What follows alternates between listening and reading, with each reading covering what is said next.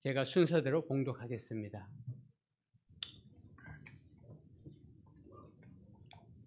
너는 매년 3번 내게 절기를 지킬지니라. 너는 무교병의 절기를 지키라. 내가 내게 명한 대로 아비별로 정할 때에 이랫동안 무교병을 먹을지니 그는 그달에 내가 애굽에서 나왔습니다. 빈손으로 내 앞에 나오지 말지니라. 맥추절을 지키라. 이는 내가 수고하여 밭에 뿌린 것에 첫 열매를 거둠이라. 수장제를 지키라. 이는 내가 수고하여 이룬 것을 연말에 밭에서부터 거두어 저장함이니라. 내 모든 남자는 매년 3번씩 주 여호와께 보일지니라. 이어서 사도행전입니다. 오순절 날이 이름에 그들이 다 같이 한 곳에 모였더니 호련히 하늘로부터 급하고 강한 바람 같은 소리가 있어 그들이 앉은 온 집에 가득하며 마치 불의 혀처럼 갈라지는 것들이 그들에게 보여 각 사람 위에 하나씩 임하여 있더니 그들이 다 성령의 충만함을 받고 성령이 말하게 하심을 따라 다른 언어로 말하기를 시작하니라. 아멘. 한국교회는 왜 아직도 맥추절을 지킬까라는 주제로 오세인 목사님께서 말씀 전해줄 때 많은 은혜 받으시길 바라겠습니다.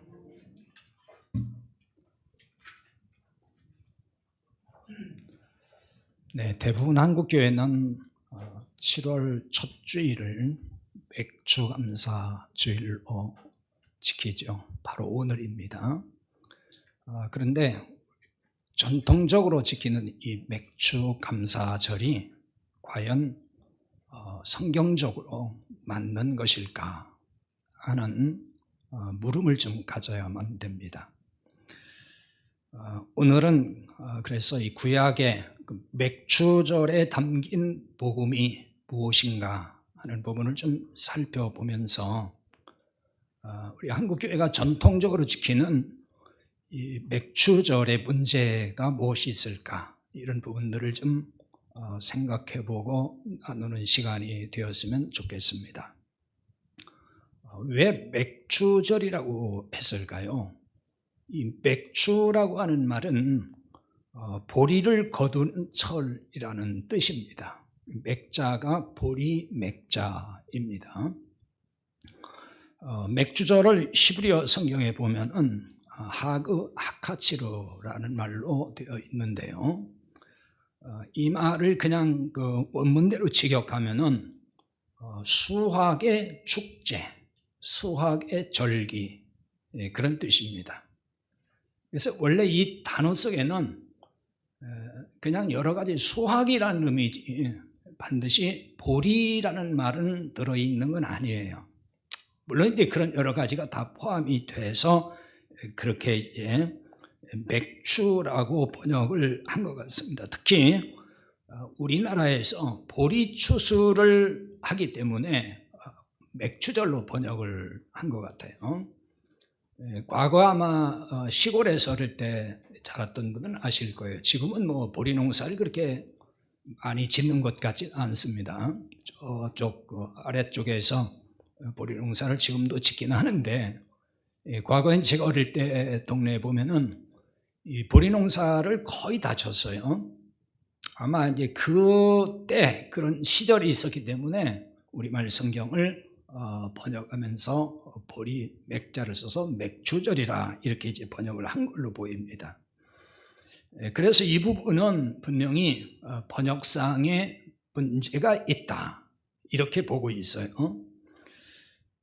구약학 교수인 김진규 박사라는 분이 있습니다. 어느 신학대학의 교수인데 이분도 이제 이런 부분을 지적을 하고 있어요. 이 김진규 박사가 맥주절을 지키게 된 한국교회 유래라고 하는 연구 논문을 써서 발표한 게 있습니다. 제가 그 논문을 좀 읽어봤는데 그 논문에 보면 이런 내용이 나와요. 지금 읽었던 출애굽기 23장 16절에 이제 맥주절을 지키라 그랬잖아요. 이 맥주절이 번역상 문제가 있다. 이분도 이렇게 지적을 합니다. 그래서 이 번역상의 문제로 7월 첫 주일을 맥주 감사절로 그렇게 오해를 해서 한국교회가 지키고 있다, 이렇게 지적을 해요. 이 번역을 맥주절이라고 했기 때문에 보리 추수하는 그 계절에 맞추어서 한국교회가 전통적으로 맥주절을 지키게 됐다, 그런 얘기거든요. 그래서 이 맥주절을 이렇게 번역해서 오해가 돼서 지키게 된 이 한국교회의 그 역사적인 근거, 언제부터 그러면은 맥주절을 지켰느냐, 그 문헌상에 나타난 그 증거를 제시하고 있는데요.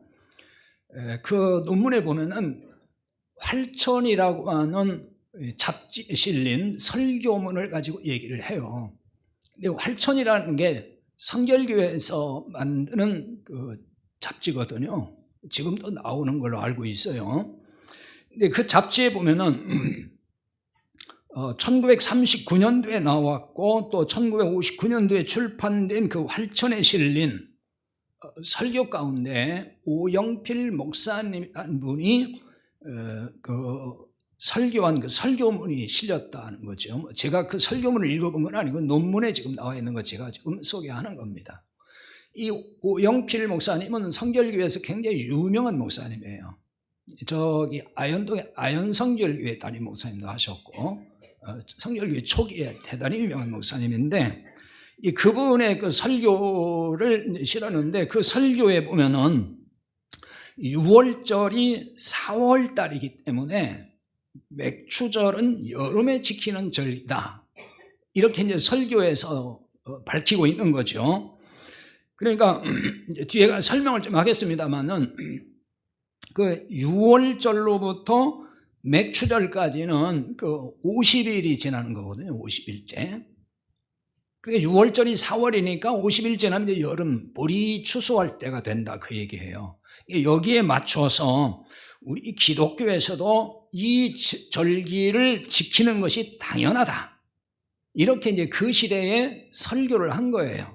아마 그 이전에도 그런 설교를 한 목사님들이 있을 것 같다는 생각은 들어요. 다만 이제 문헌상에 이게 나온 것을 이제 제시하는 건데 그 활천에 나온 설교문을 얘기하는 것입니다.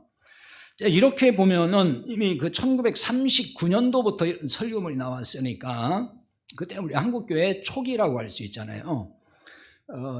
한국교회만이 지키는 맥주절이 이게 상당히 오래된 전통이다, 이렇게 볼 수 있습니다. 그런데 여기 히브리어 성경의 맥주절을 아까 말씀드린 대로 이거는 약간 그 오역이라고 할까요? 번역상에 좀 문제에서 이런 전통이 생겼다라고 이제 그 논문에서는 지적을 하는 거예요. 그러니까 보리 맥자를 써서 번역을 해놓다 보니까 보리 추수기와 맞춰가지고 이 절기를 한국적으로 지키게 됐다, 그 얘기거든요. 하지만 맥주절은 맥주절로 번역한 이 구약의 이 절기는 우리가 생각하는 것과는 상당히 거리가 있어요. 설명을 좀 들어보면 좀 이해가 될 거예요.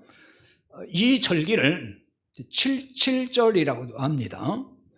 신명기 16장 9절에서 10절에 보면은 7주를 셀지니 곡식에 나셀 되는 첫날부터 7주를 세워 네 하나님 여호와 앞에 77절을 지키되, 이렇게 나와 있습니다.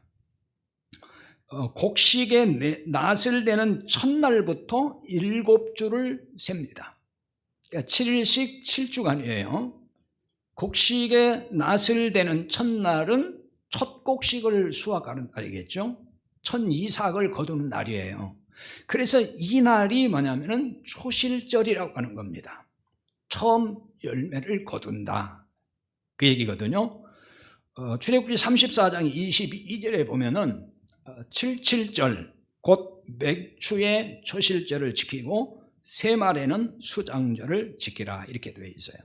그러니까 77절 그러니까 77절이 뭐냐?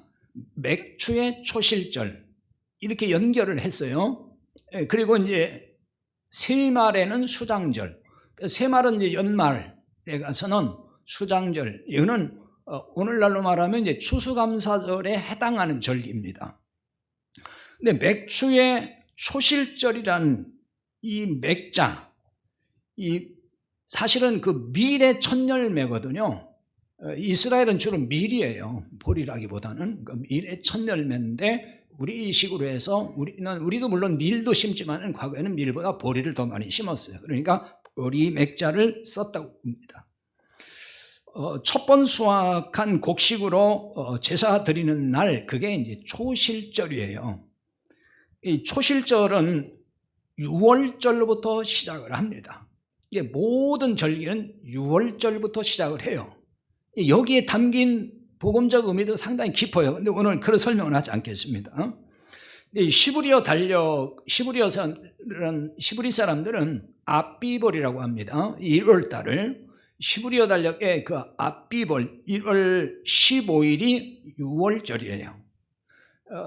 그 시브리 사람들이, 즉 유대인들이 바벨론 포로 후부터는 이제 그 니산월이라고 또 바뀌어집니다. 그전에는 전부 다 아비벌이라고 나오고, 근데 이 아비벌 15일이 6월절인 것은 출애굽 당시를 설명하고 있는 출애굽기 12장에 보면은 잘 나와 있어요. 이 6월절이 지난 후에 오는 첫 번째 안식일 다음 날이 초실절이에요. 좀 혼란스럽죠? 6월절이 지나고 그 후에 오는 첫 번째 안식일, 그리고 그 다음 날, 그게 초실절입니다.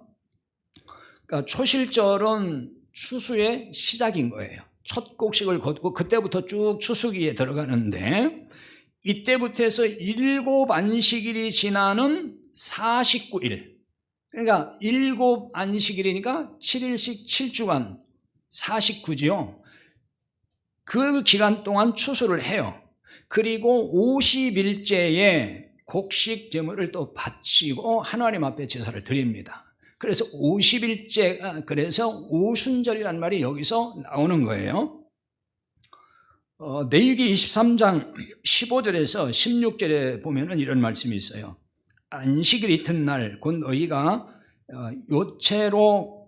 요제로 곡식단을 가져온 날부터 세워서 7 안식일의 수요를 채우고 7 안식일 이튿날까지 합하여 50일을 계수하여 새 소재로 여호와께 드리되, 50일을 계수하여 이렇게 나와 있습니다. 그러니까 7 안식일 이튿날 그랬어요. 그럼 이튿날이라는 얘기는 쉽게 말하면 다음 날 그런 얘기잖아요. 그러니까 7 안식일 다음 날, 거기에서 50일이 나온 거예요. 7 안식일이 지나고 다음 날이니까 50이잖아요. 거기서 50일이 나왔고 여기서 오순절이라는 명칭이 나온 거예요.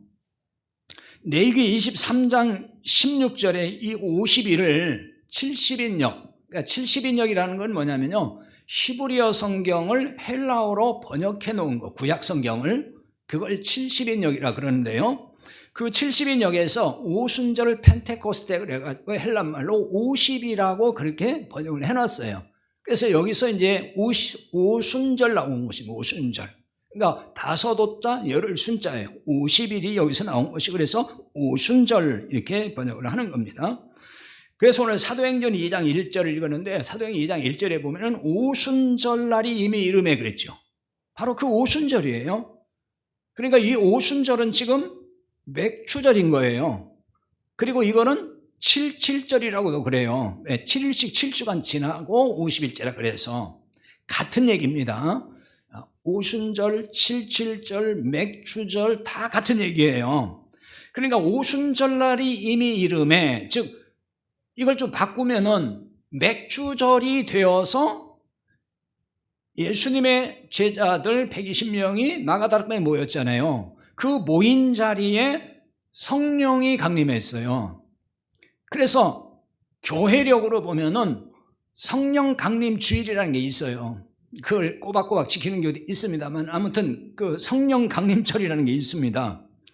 그러니까 성령 강림절이 맥추절인 거예요. 근데 한국교회는 지금 어떻게 하고 있죠? 성령 강림절 물론 지키는 교회도 있지만 그건 안 지켜도 맥추절은 대부분 지켜요. 물론 이제 우리 같이 안 지키는 게 어디 있지만은 대부분 맥주 감사주의를 지킨단 말이에요. 그러면 이게 뭐가 연결이 지금 안 맞죠? 성경적으로 일치가 안 되는 거잖아요.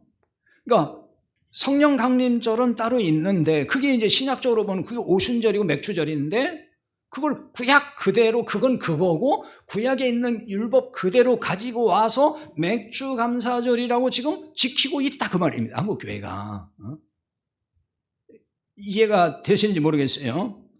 자, 지금까지 살펴본 대로 한국교회 맥주 감사절은 그러니까 성경의 맥주절과는 거리가 있는 거죠. 분명히 거리가 있어요. 한국교회 맥주절은 과거 농경사회에서부터 보리농사 졌던 그 시기와 맞닿아 있다고 볼 수가 있어요. 여기에 맞추어서 지금 단순히 추수감사절 성격을 담고 있다는 거죠. 한국교회 지금 맥주감사절이. 그리고 이 맥주감사절을 지키고 나서 몇 달이 안 되어가지고 또 11월 셋째 주일에 뭘 지키죠? 추수감사절을 지킵니다. 이게 한국교회 지금 전통입니다. 결국 맥주감사절을 지키면은 2번의 추수감사절을 지키는 것이 되는 거예요. 사실은 그렇게 되는 거죠. 물론 이제 추수감사절도 미국식 추수감사절이죠. 미국 선교사들에게 전래된 걸 우리가 받아들여가지고 그대로 지금 지키는 것이 한국의 전통입니다. 그러면 같은 성격의 감사절이라고 볼 수가 있어요. 이렇게 보면은 맥주감사절, 추수감사절. 그리고 이게 지금 2번을 지키는 거거든요. 그렇게 되면은. 그럼 이게 2번을 중복해서 지키는 거니까 그건 참 좋은 것이다. 이렇게 말을 해야 할까요? 뭐 감사절 날마다 하면 어때요? 매주일 하면 어때요? 얼마나 좋은 겁니까? 자, 이렇게 생각을 해야 될까? 2번의 감사절을 지키든지 3번의 감사절을 지키든지 그게 뭐가 문제입니까? 그게 뭐가 문제예요? 하나님 은혜 감사해서 감사합니다 그러면서 절기로 지키는데 그런 걸 다 또 따져가지고 어쩌고 저쩌고 자꾸 얘기합니까? 자, 이렇게 얘기할 사람이 분명히 있을 거예요. 특히 이제 성경에 없는 얘기하는 것도 아니고 구약 성경에 버젓이 있는 걸 가지고 그거 지키는 건데 뭐가 그렇게 문제가 된다고 자꾸 이렇게 저렇게 문제가 있다는 듯이 얘기를 합니까? 분명히 이러한 반응이 있을 거란 말입니다.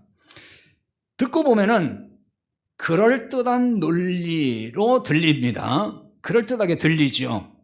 그러나 여러분 냉철하게 한번 생각을 해보면은 이런 식의 논리라면은 구약의 모든 절기를 다 지켜야 된다는 얘기가 되는 거예요. 구약의 모든 절기 다 지켜야 되죠. 그렇게 되면은 구약에는 크게 7대 절기가 있습니다.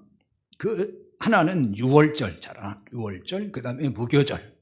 물론 유월절과 무교절은 이제 성격이 같기 때문에 계속 이어짐이라서 그걸 뒤섞여서 그냥 쓰기도 하지만은 엄격히 구별하면 달라요. 유월절이 있고 무교절이 있고 그 다음에 아까 말씀드린 초실절이 있고 맥추절이 있고 그 다음에 나팔절도 있고 초막절은 이제 수장절, 추수감사절 성격의 그 절기입니다.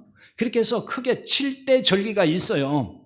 그러면 맥주절이 구약에 나와 있으니까 지켜야 된다고 말을 하면은 그런 논리라면은 구약에 다른 절기도 또 많이 있으니까 그 절기도 지켜야 된다는 이야기가 되는 거잖아요. 그렇잖아요. 근데 왜 그 절기 중에서 맥주절 지키고 추수감사절 2개만 지키는 건가? 물론 이제 추수감사절 1년에 한 번 정도 하나님께서 그동안 우리에게 주신 은혜를 기억하고 감사하면서 지키는 절기, 구원의 은혜에 감사하여 지키는 절기는 그렇다고 하나 치더라도 그럼 맥주감사절까지 지키는 이유가 뭘까 하는 것입니다. 이렇게 얘기하면은 구약의 그게 율법이라 할지라도 맥주감사절의 정신을 이어받아서 지키는 것 그 좋은 거 아닙니까? 그렇게 내세울 수도 있을 거예요. 하지만 아까 말씀드린 대로 이 맥주감사절도 보면은 추수감사절 때와 크게 다르지 않은 의식과 또 설교도 그런 설교를 해요. 추수감사절 때 설교나 맥주감사절 때 설교나 물론 배경 설명을 할 때는 다른 이야기니까 배경 설명은 다르게 하지만은 결국 다 공통점은 감사합시다 뭐 이런 거잖아요. 감사 뭐 주로 그런 주제의 설교를 한단 말이에요. 근데 제가 이제 그 목회하면서 느끼는 건데요. 이런 절기를 지킬 때에 지키는 현실적 이유는 좀 따로 있다 하는 생각을 목회하면서 많이 느꼈거든요. 그게 뭐냐면은 이런 배경에서 이제 나온 건데 농경사회였습니다. 우리 사회가 과거에는. 그러나 이제 산업화 과정을 거치고 도시화가 되면서 현대 사회가 됐는데 지금은 뭐 농경사회라고 할 수가 없죠, 사실. 근데 과거 농경사회에서는 이 맥주감사절과 추수감사절은 굉장히 중요했어요. 그때는 어릴 때 아마 시골에서 자란 분들은 기억날지 모르겠어요. 저는 다 그 생생히 기억하거든요. 맥주절, 추수감사절 이거 저희가 지키면요. 그 예배당 그 뜰에다가 그 추수한 곡식, 뭐 보리까마, 또 가을엔 쌀까마 이게 수억이 쌓입니다. 뭐 콩자루도 쌓이고 뭐 호박도 갖다 놓고 뭐 배추도 갖다 놓고 하여튼 추수물이 굉장히 많이 이렇게 그득이 쌓입니다. 근데 이게 굉장히 중요한 게요. 시골교회, 이제 시골 사람들 지금은 조금 다르긴 하지만은 과거에는 전부 다 무슨 그 월급 받는 사람이 없었잖아요. 그러니까 헌금이라는 거 할 수 있는 것은 추수한 것 가지고 드리는 거거든요. 그러니까 그 추수감사절, 맥주감사절이 그때 그 11조하고 그때 나오는 걸 가지고 하나님께 드려요. 그러니까 교회 재정의 대부분을 그걸로 충당을 합니다. 시골교회에서는. 지금은 좀 달라졌어요. 과거엔 그랬어요. 과거에. 그러니까 이 절기가 너무나 중요한 거예요. 이거 절대로 빼놓을 수 없는 거예요. 이거 반드시 지켜야 되는 거죠. 그러니 추수감사절은 말할 것도 없고 맥주감사절을 지키지 않을 수가 없었던 겁니다. 그러니까 이런 전통이 계속해서 지금 현대까지 이르는 거예요. 이 전통이 산업화 도시화를 거치고 현대화된 이 시대에도 이 전통을 그대로 한국교회가 전수해서 지금 지키고 있다 그 얘기입니다.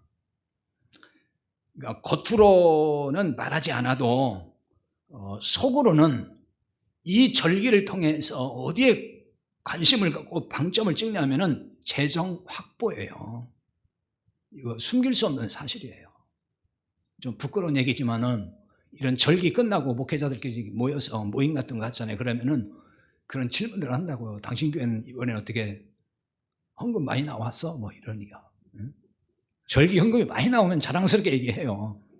근데 조금 나오면 말을 못해요. 왜? 그건 목사의 무능함 같이 보이기 때문에. 이게 그러니까 절기의 방점이 어디에 있냐면은 말은 하나님 은혜 그러지만은 지금 다 이렇게 헌금 돈 얼마나 낼까 그거 많이 강조하는 거예요. 그러니까 사실 교회도 운영을 해야 되니까 현실적으로는 재정이 필요한 것이 맞죠. 그건 무시할 수는 없어요. 현실적으로 보면은. 하지만 교회는 재정 확보가 우선일 수는 없어요. 그건 우선은 아니에요. 이보다 더 중요한 것은 성경적인 교회를 세우는 것, 즉 복음적인 교회를 세우는 것. 그것이 교회가 해야 될 가장 우선순위에서 중요한 거죠. 맥주절은 분명히 구약의 율법입니다. 이렇게 말하면은 이런 또 반문을 할 수 있고 또 반박할 수 있을 거예요. 우리는 율법이긴 하지만은 율법으로 지키는 것은 아니다. 다만 맥주절의 그 정신을 따라서 우리는 지킬 뿐이다. 이렇게 얘기할 수 있겠지요. 그렇게 얘기하면은 별로 할 말이 없습니다. 하지만 또 맥주절의 정신이 무엇입니까? 또 이렇게 물으면은 뭐라고 답을 할까요? 뭐 여러 가지 얘기가 나오겠죠. 근데 맥주절의 정신은 복음이에요. 성경은 모든 이야기가 다 그 얘기입니다. 복음을 말하는 거예요. 그러니까 모든 절기가 그렇듯이 맥추절에는 복음이 담겨 있습니다. 그 절기 속에 복음을 담아서 말씀하는 거예요. 그러나 대부분 한국 교회가 맥추절에 담긴 복음을 잘 이야기할까요? 물론 그런 교회도 분명히 있습니다. 그러나 많은 교회가 맥주 감사 헌금을 힘껏 해야만이 복을 받는다는 논조의 설교를 한단 말이에요. 거의 교회가 다 그런 설교하잖아요. 들어보고 나면은. 맥주 감사 헌금 힘껏 하면 복을 받는다, 그 말이 그럼 복음입니까? 그걸 복음이라고 하는 거예요. 복 받는다 그랬으니까 복음이에요? 복 준다는 소식이니까? 그건 복음이 아니에요. 자, 이런 말을 복음이라고 하면은 사도 바울이 뭐라고 할까요? 사도 바울이 엄청 화를 낸다고요. 갈라디아 1장 8절은 그렇게 말해요. 우리나 혹은 하늘로부터 온 천사라도 우리가 너희에게 전한 복음 외에 다른 복음을 전하면 저주를 받을지어다. 이렇게까지 강력하게 말한다고요. 그럼 다른 복음이 뭐냐? 무슨 엄청나게 크게 무리를 일으킨 이단을 얘기하는 게 아니에요. 그 시대의 교회들은 율법주의를 말하는 거예요. 그 율법주의, 그 율법 아래 있던 모든 절기 이런 거 지키는 거, 그 뒤에 가서 또 그 말씀을 아까 인용할 거예요. 볼 겁니다. 그 얘기예요. 이렇게 어려운 얘기가 아닙니다. 그렇다면 좀 맥추절에 담긴 복음이 뭘까요? 또 이렇게 물어보면 답을 하기가 어려울 건데요. 사실은 간단해요. 그냥 간단하게 보여주는 말씀이 골로새서 2장 16절에서 17절입니다. 자, 거기를 읽어보겠습니다.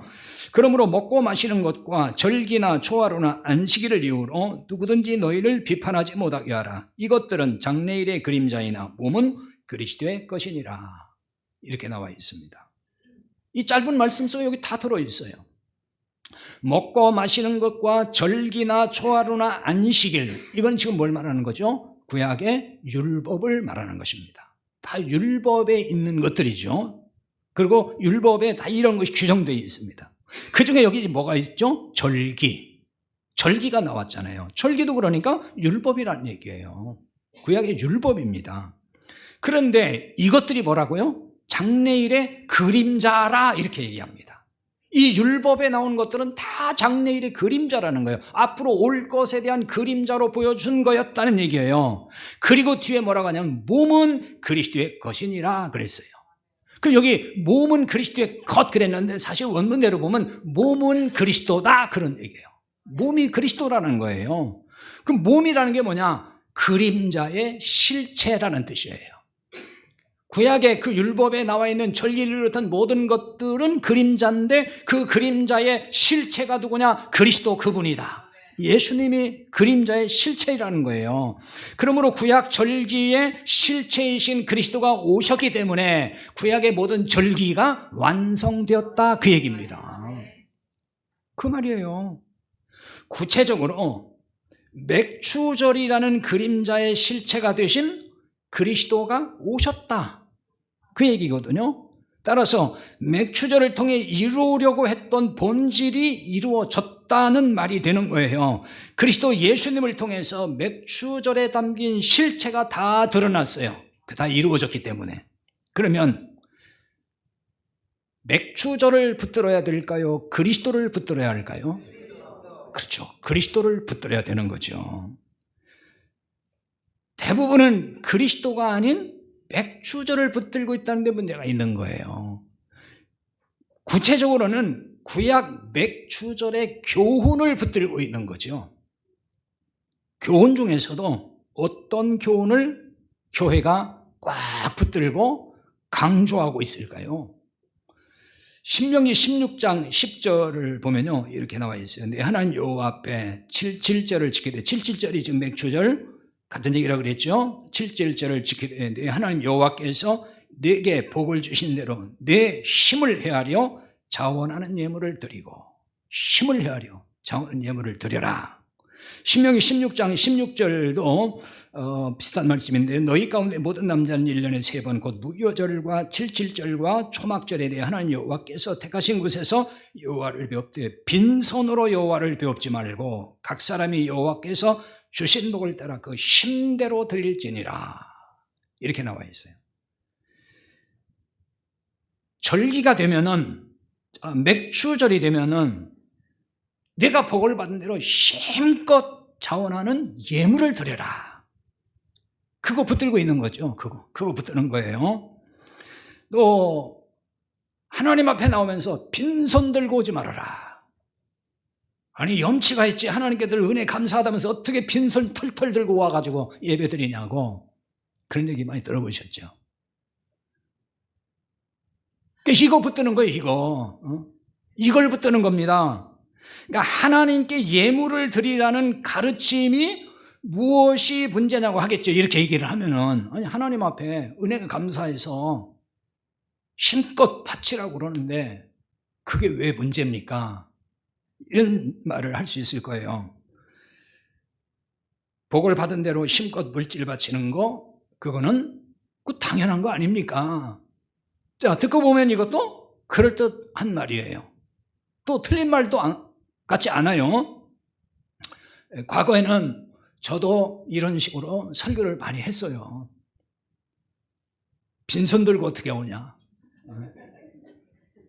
그럼 헌금 안 한 사람 얼마나 무안하겠어요, 속으로. 빈손 들고 왔는데. 저도 옛날에 그런 설교 많이 했다고요. 그러나 이런 논리에 어떤 문제점이 있는지를 깨달아야 되는 거예요. 복음을 깨닫는 것은 바로 이런 것들이 깨달아지는 거예요.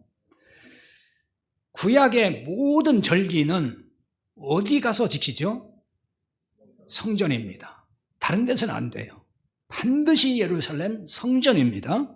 신명기 아까 16장 16절 읽어봤는데 거기도 내 하나님 여호와께서 택하신 곳에서 여호와를 배웠고, 내 여호와 하나님께서 택하신 곳, 그게 예루살렘 성전을 말하는 거예요. 반드시 거기 가서 제사 드려야 돼요. 반드시 거기 가서 제물 드려야 돼요. 반드시 그리 가야 됩니다. 다른 데서는 안 돼요.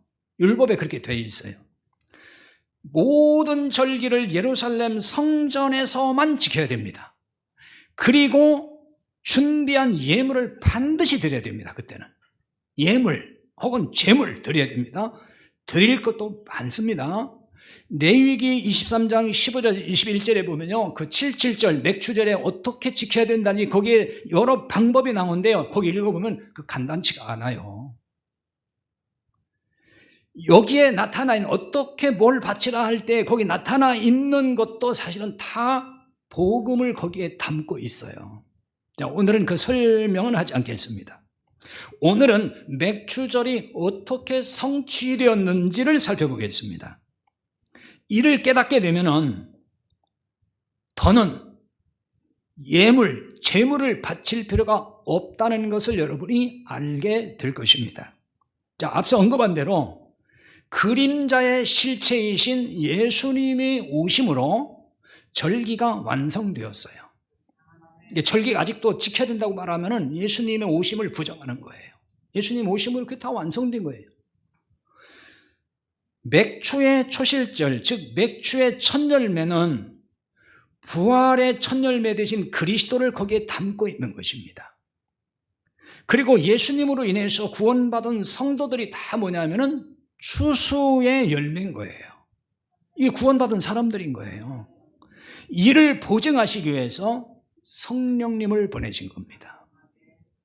사도행전 2장 1절 이하에서 아까 봤지만은 제자들이 오순절에 모였습니다. 모여 기다리고 있는데 성령님이 강림했습니다. 급하고 강한 바람 같은 소리가 나고 불의 혀처럼 갈라지면서 거기 각자에게 성령으로 충만함을 받게 했다. 성령의 충만함을 받았다 그랬습니다. 예수님께서 십자가에 죽으신 날이 6월절입니다. 그리고 부활 후 40일 동안 계시다가 승천하셨죠. 이후에 오순절이 되어 성령이 임했어요. 지금 왜 이 얘기를 꺼냈냐면요, 오순절은 6월절부터 50일째죠. 앞에서 설명했어요. 50일째입니다. 그리고 그러니까 예수님이 부활하시고 40일 지나고 10일 승천하시고 나서 10일 후에 성령이 임한 거예요. 그때가 오순절이에요. 이게 딱 일치가 되는 거죠. 정확히 오순절에 성령이 임했다는 것은 뭘 의미할까요? 예수님이 오순절의 실체라는 것을 보여준 거예요. 성령님을 보내신다고 예수님이 약속하셨잖아요. 예수님을 대신해서 보내신 거예요. 그래서 예수님이 제자들에게 예루살렘을 떠나지 말고 아버지 약속하신 것을 기다리라 그랬어요. 성령의 임함을 기다리라는 거였죠. 그걸 예수님은 또 뭐라고 표현하셨냐면 또 다른 보혜사를 보내신다 이렇게 말씀하셨어요. 요한복음 14장 16절에 보면 내가 아버지께 구하겠으니 그가 또 다른 보혜사를 너희에게 주사 영원토록 너희와 함께 있게 하시리겠다. 또 다른 보혜사. 보혜사는 성령의 별칭입니다. 성령님을 보혜사 그러죠. 근데 이 보혜사는 예수님도 보혜사였다는 거예요. 그래서 예수님이 뭐라고 하셨냐면은 또 다른 보혜사를 내가 보내도록 기도하겠다. 그러니까 성령님을 보내게 하겠다는 거예요. 그러니까 예수님도 보혜사인데 나 말고 다른 보혜사가 온다. 그 성령님을 말하는 거예요. 그래서 여기 보혜사라는 말은 파라클레토스 그래가지고 이거는 원래 그 중재자 혹은 변호자, 돕는 자, 위로자 뭐 이런 여러 가지 뜻이 있습니다. 그래서 예수님도 보혜사였다는 거. 그러므로 성령 강림은 구약의 맥추절이 성취된 확실한 증거라는 거예요. 왜? 보혜사, 예수님이 보혜사를 보낸다니 예수님도 보혜사였고 그 대신해서 성령님 오셨으니까 예수님이 오신 것이 바로 성령 강림에 대해 성령 강림은 구약의 맥추절이 성취된 그게 확실한 증거다 그 얘기입니다. 그러니까 성령 강림이 주는 복음적 의미 그러면은 한마디로 뭐라고 말할 수 있을까요? 가장 중요한 의미는 새로운 성전 시대가 열렸다 그겁니다. 새로운 성전 시대가 열렸다. 하나님이 구원받은 사람에게 성령으로 임하여서 성전 삼으신 것 그게 사도행전 2장의 오순절 사건이에요. 성령이 강림했어요. 성령 하나님이잖아요. 하나님이 오신 거예요. 성령으로. 하나님이 계신 곳이 성전이잖아요. 우리를 성전 삼았다는 거예요. 그래서 새로운 성전이 열린 거예요. 고린도서 3장 16절 지난주에도 말씀드린 것 같은데 너희가 하나님의 성전인 것과 하나님의 성령이 너희 안에 계시는 걸 알지 못하느냐. 하나님의 성령이 우리 안에 계셔요. 우리를 성전 삼았어요. 이 성전은 지성소라 그랬죠. 하나님이 구약 성전에 지성소에 임했어요. 나오스라 그럽니다.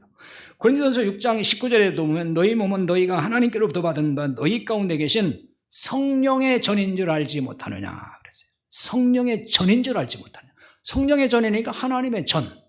그러니까 우리가 뭐예요? 하나님의 전, 성전이라는 거예요. 너희는 너희 자신의 것이 아니라 이렇게 말씀을 합니다. 그럼 내가 하나님의 성전이라는 말은 우리가 하나님의 성전이라는 말은 여기 어떤 의미가 내포된 걸까요? 자, 또 다른 보혜사. 자, 성령님이죠. 이 성령님과 내가 연합된 걸 말하는 거예요. 주님과 내가 연합한 것입니다. 성령님 내 안에 오셨으니까 나하고 하나가 됐잖아요. 연합이에요. 내 안에 성령님이 계시면 나와 성령님이 연합하여 하나가 된 것. 이걸 주님과 연합이라고도 하는 거예요. 하나가 된 거예요. 그러므로 너희는 너희 자신의 것이 아니라 이렇게 말씀하는 거예요. 이게 뭐냐? 구원받은 사람의 상태예요. 구원받았다는 게 나 그냥 예수 믿으니까 나 구원받았어요. 죽으면 천국 가요. 그 얘기 아니고 지금 내가 어떤 존재로 사는 거냐? 주님과 연합해서 사는 존재. 이게 구원이라는 거예요. 그래서 하나님의 소유라고도 말을 하는 겁니다. 이게. 자, 고린도서 6장 20절 읽어봤죠. 값으로 산 것이 되었으니 그런즉 너희 몸으로 하나님께 영광을 돌리라 그랬어요. 값으로 산 것이 되었으니 너희 몸으로 하나님께 영광을 돌리라. 구약에서는 절기가 되면 반드시 성전에서 제물을 바쳐야 된다 그랬죠. 그럼 지금도 제물의 성격을 가지고 바친다 그러면은 혹은 예물 이게 다 구약 제의적 용어거든요. 예물, 제물, 헌물, 헌금은 다 제의적 용어예요, 사실은. 그래서 이 재물을 바쳐야 한다면은 어디 가서 바쳐야 되는 거예요? 성전에서만 바치는 게 맞는 거예요. 왜? 모든 재물은 다 성전에 가서 바쳐야 되니까. 그게 율법이에요, 그게. 그러면 지금 성전이 있어요, 없어요? 성전이 없잖아요. 그럼 성전이 없는데 어디 가서 바치죠? 어디 가서 바치는 거예요? 우리가 성전인데 어떻게 바칠 수 있느냐는 거예요. 우리가 성전인데. 이 말은 쉽게 표현하면 우리가 바칠 것이 없다는 말과 같은 거예요. 내가 주님께 완전히 이제 바쳐진 자가 됐단 말이에요. 이게 구원받은 사람이에요. 그래서 신약에서는 무슨 용어가 없다고 그랬죠? 헌금이라는 용어가 없다는 거 작년에 제가 설명했어요. 왜 연보를 해야 되는지를 설명할 때에 그거 다 말씀드렸어요. 신약 성경엔 그러니까 헌금이라는 용어가 없어요. 그 대신 연보라고 되어 있습니다. 연보. 그게 뭘 의미하는지를 우리가 잘 알아야 됩니다. 왜냐하면 헌금, 예물 이런 용어는 구약적 용어예요. 제의적 용어. 그러니까 그거는 율법 아래서 성전이 있을 때 성전에 가서 바칠 때 그걸 제물이라 그랬고 예물이라 그랬단 말이에요. 그러니까 예수님이 오신 이후에는 그 예물과 제물이 사라진 거예요. 헌금도 지금 사라진 거예요. 그러니까 지금은 신약 성경을 읽어보면 헌금하라는 말이 없어요. 그냥 연보에 대한 이야기만 나옵니다. 작년에 제가 그걸 설교를 했기 때문에 좀 더 알고 싶으면 그 설교를 들어보세요. 다시. 그러니까 헌금을 바친다 하는 말은 내 것을 가지고 바친다는 뜻이 되는 거예요. 그러니까 내가 하나님의 소유라서 내 것이 없다라고 고백을 하면서도 헌금을 해요. 헌금이라고 그러면은 그거는 안 맞는 얘기죠. 앞뒤가. 이거 모순이라고 하는 거예요. 구원받은 사람은 하나님의 소유라면서요. 맞아요? 아니에요? 그러면 내 것이 있어요, 없어요? 없잖아요. 내 것이 없는데 바칠 거 있어요, 없어요? 바칠 것도 없어요. 그러면 이제 또 쾌자를 부르시면 안 돼요. 아, 그거 잘 됐다.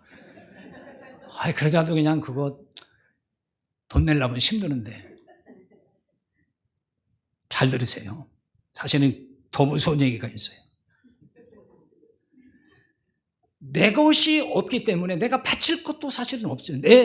돈이 내 것이 아니니까. 그러니까 지난주에도 설교를 해서 말씀드렸지만은 헌금을 많이 할수록 복 받는다는 말은 말이 안 맞는 얘기예요. 그러니까 그 거짓 진리예요. 그러니까 그렇잖아요. 내 것도 아닌데 뭐 드릴 것도 없는데 많이 바칠수록 복 받는다? 그거는 말이 안 되는 거예요.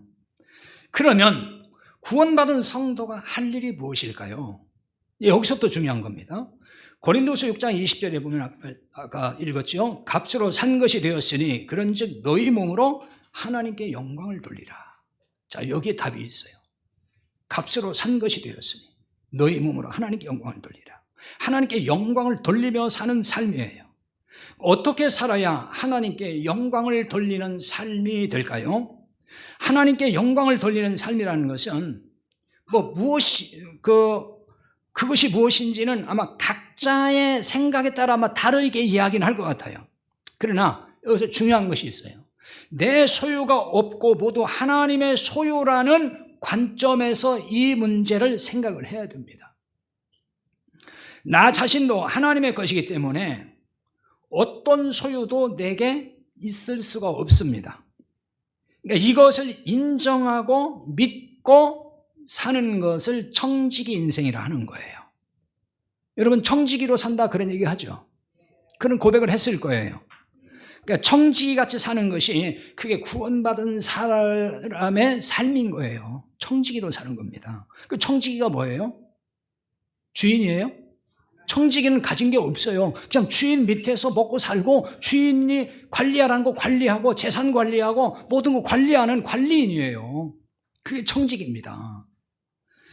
베드로전서 4장 10절에 이렇게 말씀해요. 각각 은사를 받은 대로 하나님의 여러 가지 은혜를 맡은 선한 청지기같이 서로 봉사하라.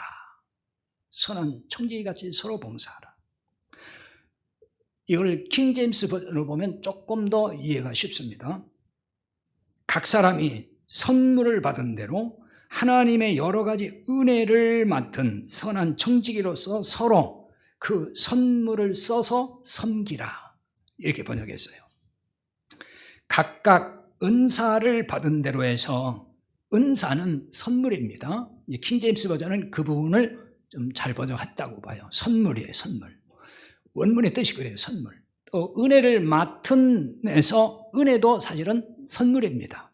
같은 단어예요. 하나님이 값없이 주시는 것이 선물이죠. 그걸 은혜라고 하는 거예요. 그러니까 하나님은 모든 것을 값없이 주시는 분이에요. 은혜로 주시는 분입니다. 은사라고 이제 번역을 했기 때문에 또 오해가 생길 수가 있어요. 왜냐하면 우리 한국 교인들은 은사 그러면은 성령의 9가지 은사 중에서 막 신비한 거 보고 막 방언하고 뭐 이런 은사를 가장 먼저 떠올리는 뭐가 있어요. 그러니까 여기서 아마 그 성령의 그런 은사, 신비한 은사를 이야기하는가 또 이렇게 생각하면 안 됩니다. 지금 그 얘기 아닙니다. 왜냐하면 베드로전서 4장 10절 그 앞에 9절에 보면은 이렇게 말씀을 해요. 서로 대접하기를 원망 없이 하고. 그 말 뒤에 나온 거예요. 서로 섬기라, 나누라. 여기서 대접이란 말은 낯선 사람을 사랑한다, 나그네를 환대한다, 그런 뜻입니다. 청지기로서 이들을 섬기란 말이 되는 거예요. 청지기로서 이들을 섬겨라는 거예요. 이 하나님이 청지기된 우리에게 그렇게 살라고 말씀한다는 얘기예요. 근데 그 섬기는 건 뭘로 섬기냐? 물질로 섬기라. 우리는 물질이 없잖아요. 그러니까 하나님이 너한테 맡겨준, 내가 너한테 맡겨준 걸 가지고 그렇게 섬겨라, 그 얘기인 거예요. 따라서 은혜를 맡은이라는 얘기는 물질을 맡은 것으로 이해해도 무방한 거예요. 그걸 말한다고 봐야 되는 것입니다.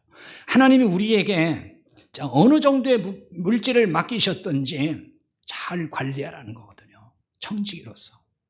다 각자에 따라서 하나님이 주신 물질의 분량이 달라요. 그러나 적든지 많든지 그걸 잘 관리하며 살아야 된다는 겁니다. 청지기니까. 그건 하나님의 걸 내가 관리하는 거. 하나님이 우리에게 잠시 맡겨준 거라는 거예요. 영원한 소유 개념으로 맡긴 게 아니에요. 너한테 맡기는 건 영원토록 이제 내 것이다, 그게 아닙니다. 내가 이 땅에 사는 동안에 잠시 네가 관리 좀 하라, 그런 뜻인 거예요. 그래서 기본적으로는 네 관리하면서 너도 먹고 살아야 되니까 먹고 사는 데 쓰라는 거예요, 일단은. 근데 그걸로 우리는 자족할 수 있어야 된다는 겁니다. 그게 하나님 뜻이에요. 지난번 말씀드렸죠. 디모데전서 6장 8절에 보면은 먹을 것과 입을 것이 있은즉 족한 줄로 알 것이니라 그랬어요. 그 먹을 것과 입을 것, 그리고 이 말은 입을 것이라는 얘기는 집, 의복 다 포함한다 그랬어요. 그래서 먹을 양식 있고 거처할 집 있고 입을 옷이 있으면은 그걸로 우리는 자족하면서 살아야 된다는 거예요. 이게 하나님의 삶이에요. 난 집 한 채 가지고 자족 못합니다. 하나님, 3채는 있어야 됩니다. 그렇게 하지 말라는 거예요. 한 채만 있으면 된다, 그거예요. 또. 그 대신 이제 그 다음에 있는 나머지 물질을 가지고는 나그네를 섬기는 일에 쓰라, 그 얘기예요. 나그네라는 말은 넓은 의미에서는 모든 세상 사람이 해당되는 겁니다. 하나님을 떠나 이 땅에서 나그네로 살고 있잖아요. 그러니까 이걸 좁은 의미에서는 복음을 듣고 구원받아야 될 대상, 그걸 성경은 나그네라고 표현을 합니다. 그래서 우리는 특히 이들에게 관심을 두고 복음 전하는 일에 그 물질을 사용해야 된다는 얘기예요. 이런 일을 위해 돈을 쓰는 것, 이걸 연보라고 하는 겁니다. 개인적으로도 이제 할 수 있어요, 물론. 그러나 교회 공동체를 통해서 하는 것이 바람직합니다. 왜냐하면요, 개인적으로 하면은 그 개인이 영광을 받을 수 있기 때문에 그런 거예요. 청지기는 오로지 주인 되시는 하나님만이 영광을 받으시도록 해야 되는 거예요.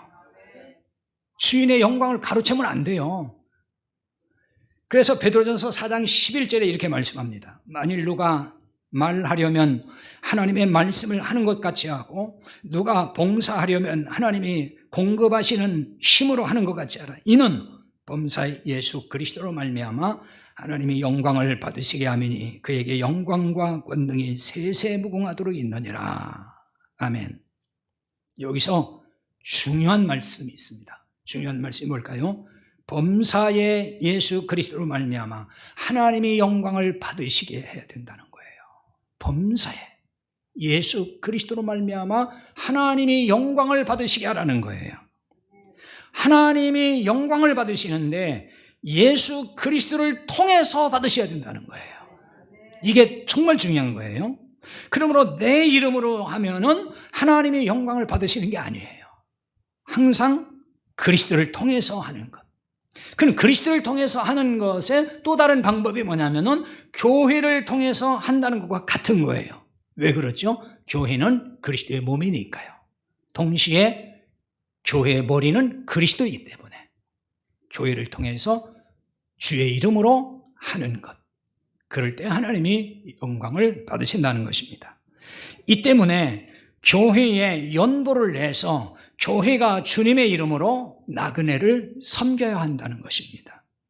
구원받을 사람들을 섬겨서 구원에 이르도록 해야 한다는 말이에요. 그러면 그 구원받은 사람이 그리스도로 말미암아 하나님께 얼마나 큰 영광을 돌릴까요?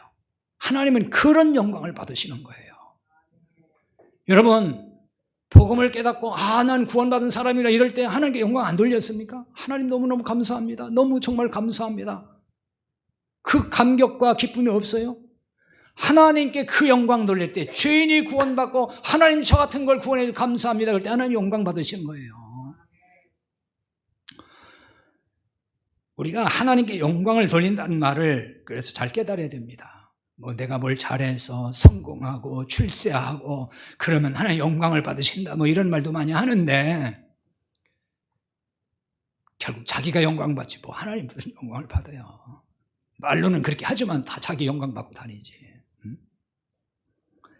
복음을 깨닫지 못한 사람들, 특히 목회자들은 아마 이런 반론을 제기할지도 모릅니다. 맥주감사절 헌금을 힘껏 하게 해서 복음 전한 일에 쓰면 될 거 아닙니까? 이렇게 얘기를 하면은 또 할 말이 없을 수 있죠. 근데 여러분 잘 생각해야 됩니다. 이런 말에 말려 들어가면 안 돼요. 그럼 맥주절을 지켜야 되고 그거는 이미 구약의 율법을 지키는 거잖아요. 방법도 막 자꾸 예물들이라 그러잖아요. 그럼 구약의 율법대로 지키는 건데 그럼 그 사람은 복음을 아는 사람이 모르는 사람이에요? 복음을 모르니까 그런 얘기 하잖아요. 그럼 복음을 모르는데 무슨 복음을 전하겠어요? 그렇잖아요. 복음을 모르는데 어떻게 복음을 전하냐고요. 근데 우리는 가서 그냥 예수 믿으세요 전단지 주고 그러면 그게 복음 전한다고 생각해. 복음 전하는 게 아니에요. 그냥 예수님 선전하고 다니는 거지. 그걸로 우리는 복음 전한다고 착각하고 있어요. 아니에요. 그 한마디 가지고 복음 전하는 게 아니에요. 기껏 하는 말이 뭡니까? 예수님 잘 믿으면 세상에서 형통한 복 받습니다. 그런 얘기잖아요. 기껏 하는 게. 지금도 맥주절을 지켜야 한다고 주장하는 분들은 그 얘기를 많이 할 거예요. 맥주 감사절 헌금 많이 하면 하나님이 또 다 넘치도록 쳐가지고 복 줍니다. 그게 복음입니까? 그건 복음이 아니에요. 그렇게 얘기를 하는 사람들은 맥주절을 지켜야 되고 물질을 많이 바쳐야 하나님이 복 준다 이렇게 말을 한다면은 바울의 염려에 귀를 기울여야 돼요. 갈라디아 4장 10절 11절에 이렇게 말합니다. 너희가 날과 달과 절기와 해를 삼가 지키니 내가 너희를 위하여 수고한 것이 헛될까 두려워하노라. 그랬어요. 굉장히 중요한 말이에요. 날과 달과 절기, 그랬죠. 절기. 해를 지킨다. 다른 설명 안 할게요. 절기가 나왔습니다. 이것도 맥주전도 해당되는 거예요. 이 절기를 지키는 사람이 또 생긴 거예요. 갈라디아 교회에 율법주의자에 들어와가지고 이거 다 지켜야 된다는 거예요. 그래서 거기 또 따라가는 사람이 생겨요. 그래서 사도 바울이 그냥 한탄하는 거예요. 내가 당신들이 또 그 율법대로 절기를 지키고 이렇게 한다면은 내가 복음을 전하여 수고한 것이 헛될까? 난 너무 두렵다. 염려가 된다. 아니 내가 복음을 전해서 당신들이 그 율법에서 다 건진받았고 자유케 됐는데 왜 다시 율법으로 들어가서 율법의 종이 되려고 하는 거냐. 막 답답해서 하는 얘기잖아요 지금. 한국교회가 맥주절 지키는 근거를 분명히 구약에 두고 있는 것이 사실이에요. 그렇잖아요. 신약에는 없으니까요. 구약에 두고 있잖아요. 그러나 율법적으로 지키지 않으면 문제가 되지 않는다고 주장을 할 수 있을 거예요. 아니 뭐 종계 종가라고 감사절 하나 또 지키면 뭐 그게 나쁜 겁니까? 자, 왜 문제가 되는지를 생각을 해봐야 됩니다. 이 구약의 용어를 자꾸 사용하게 되거든요. 구약의 용어, 그러니까 구약의 절기를 또 지키게 되면은 구약의 용어를 끄집어낼 수밖에 없고, 구약적 용어, 아까 말씀드린 제물, 예물, 뭐 지금도 한국교회에서 막 제단 쌓는다 그런 말 하잖아요. 막 제물 바친다. 그거 다 구약 율법 아래 썼던 용어들이에요. 그건 복음적 용어가 아닙니다. 그럼 이 용어가 왜 중요하냐 그러면요. 사람 무의식 속에 자꾸 들어오면은 그 용어에 이렇게 그 생각이 바뀌어지는 거예요. 생각이. 그러다 보면은 그 구약의 용어를 자꾸 쓰다 보면은 복음을 잘 모르는 교인들에게 잘못된 신호를 준다는 거예요, 자꾸. 그러면 점점 더, 그렇지 않아도 율법주의 아래서 신앙생활을 하는 사람들이 거의 다 긴데, 더 율법주의로 가게 만드는 거예요. 그 율법주의로 가게 되면 반드시 따라붙는 게 뭐죠? 기복주의예요. 그건 아주 쌍둥이에요. 그러면 교인들이 복음을 깨닫는데 그게 방해가 되고 더 어렵게 만든다는 거예요. 여러분이 복음을 깨닫는데 왜 어렵냐면요. 그동안 너무 율법적인 가치관과 의식과 용어들이 머리에 완전히 박혀버려서 그런 거예요. 그걸 빼내야 되는데 이게 안 되잖아요. 그러니까 복음이라고 얘기하면 거부감이 들고 저게 뭐지 이해도 안 되고 저거 무슨 거짓말 같고 저거 무슨 사기꾼 같고 막 이상하게 들리는 거예요. 신실을 얘기하는데도 못 알아들어요. 왜냐하면 그렇게 말하는 사람은 별로 없고 저 목사만 저게 떠드니까 이상한 목사 아니야 이렇게 자꾸 된단 말이에요. 근데 그렇지 않아요. 이상한 목사가 많아요. 몰라서 그렇지. 자, 뭐 우리 교회는 왜 맥주를 안 지킵니까? 뭐 이럴 사람은 없을 것 같아요. 왜 맥주를 안 지킵니까? 아니 뭐 이것도 좀 지켜서 그렇잖아요. 교회 뭐 재정도 넉넉지도 않은데 그렇게 해서 좀 재정도 좀 불리고 그러지 왜 저렇게 맨날 저런 소리는 하는지 모르겠다고. 혹시 그럴 분 계십니까?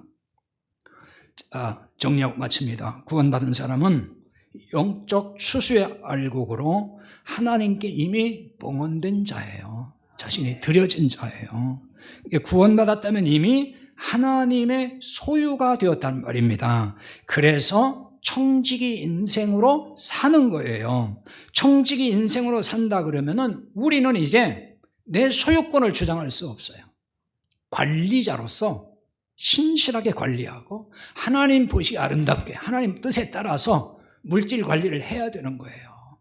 그래서 여러분 아무렇게나 쓰면 안 되는 거예요. 철저하게 하나님이 원하시는 기준에 따라서 잘 사용해야 되는 것입니다.